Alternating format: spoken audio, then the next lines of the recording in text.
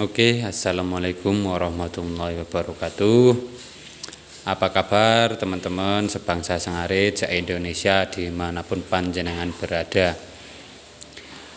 Oke teman-teman, pada kesempatan kali ini saya ingin berbagi pengalaman atau tips-tips dalam merawat pedet yang masih terlalu muda gitu teman-teman. Oke, kali ini di depan saya udah ada pedet yang perkiraan umurnya baru sekitar 3 bulan atau mendekati 4 bulan. Tingginya mungkin baru sekitar 90 cm.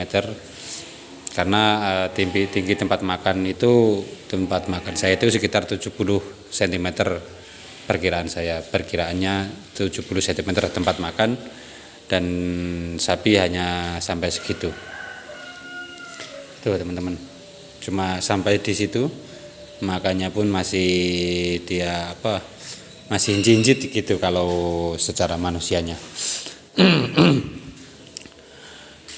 Untuk kali ini saya ingin berbagi tentang bagaimana cara merawat dan bagaimana cara mengatasinya ketika dia mencret atau dia kurang nafsu makan gitu teman-teman.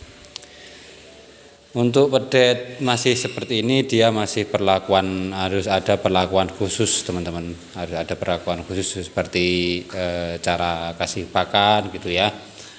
Untuk pedet pakannya jangan rumput yang terlalu muda atau odot yang masih terlalu muda, karena rata-rata odot yang masih terlalu muda atau rumput yang masih terlalu muda itu bikin mudah si sapi itu mencret atau juga kembung gitu teman-teman. Dan juga begatul yang terlalu kasar juga kadang bikin sapi tersebut bisa kembung. Itu teman-teman. Jadi saya kasih rumput yang seperti ini. Ini kalau di daerah saya namanya singgang. Ini jerami.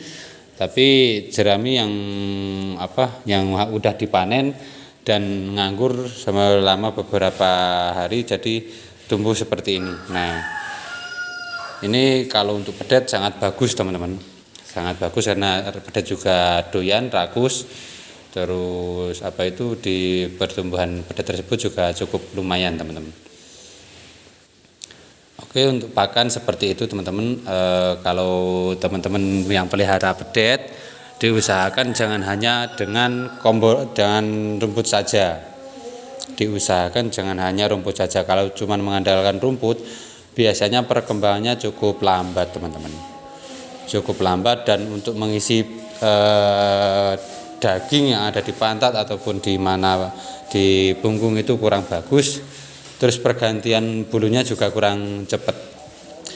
Diusahakan pakai komboran, entah itu ampas, entah itu dedek atau begatul. Kalau yang masih pedas seperti ini, begatul harus yang paling lembut, paling halus teman-teman. Dan diusahakan banyak menirnya agar nutrisi yang masuk ke dalam tubuh itu yang terbagus gitu teman-teman. Dan kalau di daerah teman-teman ada brand, nah itu brand yang paling bagus untuk pedet. Perkembangannya paling cepat jika ada brand itu. Jadi usahakan komborannya jangan terlalu encer. Dikasihnya mamel atau pertakarannya sekitar polarnya brand atau polar itu sekitar 1 gayung atau 2 gayung. Dan airnya cukup 1 gayung aja biar gak terlalu encer. Tujuannya agar sapi itu tidak terlalu minum air dan tidak terlalu becek ketika dia buang air seperti ini teman. Nah, kalau sapi tanpa komboran itu biasanya keluarnya nggak seperti itu. Dia pasti keluarnya kotorannya itu sedikit seperti kambing gitu, bulat-bulat dan kering. Nah, itu perkembangannya cukup lambat teman-teman kalau kotorannya seperti itu, karena serat-seratnya kurang terpenuhi. Nah, kalau seperti ini insya Allah ya teman-teman, insya Allah perkembangannya cepat gitu. Ini di tempat saya baru sekitar 1 minggu ya. atau lebih tepatnya kayaknya 1 minggu lebih, 2 minggu lah. Ini saya belanja di angka 9.700.000 teman-teman. Nah, berhubung saya itu selama ini belum pernah pelihara yang kecil, saya ingin coba-coba pengalaman saya akan saya terapkan sendiri dan bagaimana nanti perkembangan dari sapi ini tersebut. Oke, yang selanjutnya jika teman-teman mengalami pedetnya mencret atau kembung, yang pertama mencret ya teman-teman, mencret itu diusahakan kalau pagi kita lihat sapinya buang airnya itu becek atau atau seperti orang kencing, itu kan udah terlalu parah tuh kalau seperti orang kencing itu segera diobati teman-teman. Kalau teman-teman dekat sama dokter hewan, segera panggilkan dokter hewan, minta untuk obat mencretnya. Kalau teman-teman tidak jauh dari dari dokter hewan, saya sarankan untuk selalu sedia seperti ini teman-teman. Nah, ini namanya Colibag bolus, ini untuk mencret teman-teman. Saya udah pakai ini cukup lama teman-teman. Setiap petani yang belanja dari saya pasti saya bawakan ini paling tidak 3 bungkus. Tujuannya apa? Tujuannya agar si petani itu nanti ketika mencret sapinya itu udah ada obatnya tanpa harus panggil dokter hewan, karena yang namanya di petani kadang panggil dokter hewan tempatnya jauh, nggak tahu lokasinya, repot gitu. Dan diusahakan kalau mencret itu jangan terlalu berangsur-angsur sampai 2-3 sampai 1 minggu mencretnya teman-teman. Kalau terlalu lama sapi tersebut akan lemes, nafsu makan akan berkurang, terus sapinya akan nyusut. Yang dulunya gemuk dia pasti akan jadi nyusut seperti ini. Kalau ini saya belinya memang seperti ini, enggak terlalu super. Kenapa saya beli yang enggak begitu super? Saya cuma ingin pembuktian tentang pengalaman saya, apakah benar pengalaman saya itu bisa diterapkan gitu apa tidak. Pertama yang saya demen dari sapi ini, pertama ya, ini sapi udah nyusut dan sapi udah kelihatan dewasa. Terlihat dari gerak-geriknya sapi teman-teman. Rata-rata umur segini di sepantarannya atau seumurannya sapi seperti ini dia masih terlalu banyak gerak, masih terlalu banyak main, ya kan, masih teriak-teriak panggil induknya. Tapi yang ini enggak teman-teman. Ini dia diem, dia makan, dia nggayemi, bahasa Indonya apa ya nggayemi itu. Nah dia nggayemi terus teman-teman. Dari tadi nggak berhenti nih. Tadi pagi udah saya kasih komporan polar itu sekitar 2 gayung. Terus saya kasih makan rumput, setelah itu saya mandikan. Ini belum kering teman-teman ini. Ini karena itu sapi ini saya pelihara karena seperti yang tadi udah saya jelaskan, karena dia sapi udah kelihatan dewasa, tidak terlalu anak-anak, dan dia juga diam, nggak teriak sama sekali. Ini nggak pernah bunyi teman-teman, nggak pernah bunyi teriak-teriak, nggak pernah. Dia diam, cuma makan, minum, udah itu tidur, nggayemi terus seperti itu. Terus keduanya saya pelihara ini karena saya demen sama kakinya teman-teman. Tuh, yang saya maksud bukan besar kecilnya kaki ya teman-teman, tapi dari kukunya teman-teman. Dari kukunya itu cukup bagus dan tidak ada potensi untuk meruncing ke depan. Tuh, insya Allah untuk menjadi bobot terberat itu insya Allah masih bisa. Itu teman-teman. Terus yang kedua, karena ini apa namanya itu pusarnya sapi dan kelaminnya itu tidak terlalu panjang. Biasanya kan ada yang sampai di bawah sini teman-teman, sampai di bawah panjang gitu kan. Nah rata-rata sapi seperti itu biasanya perkembangannya sangat lambat teman-teman, sangat lambat teman-teman. Biasanya ini hanya pengalaman petani yang saya ingat dan saya terapkan di sini, gitu teman-teman. Gitu. Terus untuk mencretnya tadi sudah saya jelaskan ya, seperti ini. Namanya kolibag bolus. Ini cara kasihnya gimana teman-teman? Cara kasihnya ini kan besar, sebesar ibu jari, bergede ya, sebesar ibu jari. Itu untuk sapi seumuran segini, pokoknya bobot kurang lebih baru di kisaran 1 kintal. Itu dibagi dua teman-teman, dibagi dua. Setelah dibagi dua, separuh untuk pagi, separuh untuk sore. Nah seperti ini harusnya kan utuh nih teman-teman harusnya. Nah ini hanya separuh ini teman-teman. Nah ini hanya separuh. Kemarin masih utuh dan ini hanya separuh. Dan saya bukan saya kasihkan ke ini karena ini belum mencret. Alhamdulillah, semoga aja nggak mencret. Itu dikasihkan ininya itu pagi sama sore, diusahakan selama 5 hari penuh atau 6 hari penuh, jangan berhenti teman-teman. Kalau berhenti biasanya dia akan kambuh, mencret lagi, nanti ngulang lagi, mencret lagi, ngulang lagi, seperti itu dan seterusnya. Kalau enggak seterusnya. Tapi kalau selama 5 hari penuh enggak ada yang bolong, insya Allah mencretnya enggak kambuh. Dan apalagi kalau mencret yang bercampur darah itu biasanya di dalam pencernaan ada yang luka. Ini cukup ampuh teman-teman untuk mengatasi mencret. Sanbe, dari Sanbe ini pun. Mereknya kolibag bolus nih teman-teman.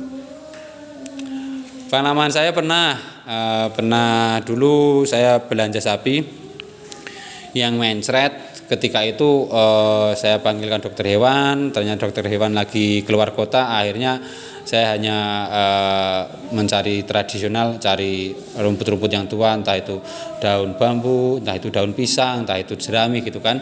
Tapi karena namanya sapi kadang dia nggak mau makan, jadi istilahnya obatnya juga nggak bisa masuk. Obat tradisionalnya maksudnya gitu teman-teman. Nah kalau saya tanya-tanya sama pedagang obat-obatan di pasar, itu kan di tempat saya ada yang sering jualan seperti itu. Saya tanya-tanya obat yang paling ampuh untuk mencret itu apa. Ternyata disarankan di sini. Setelah saya tanya ke dokter hewan, ternyata memang ini obat untuk mencret pada sapi teman-teman. Ini paling manjur. Memang dia kandungannya ini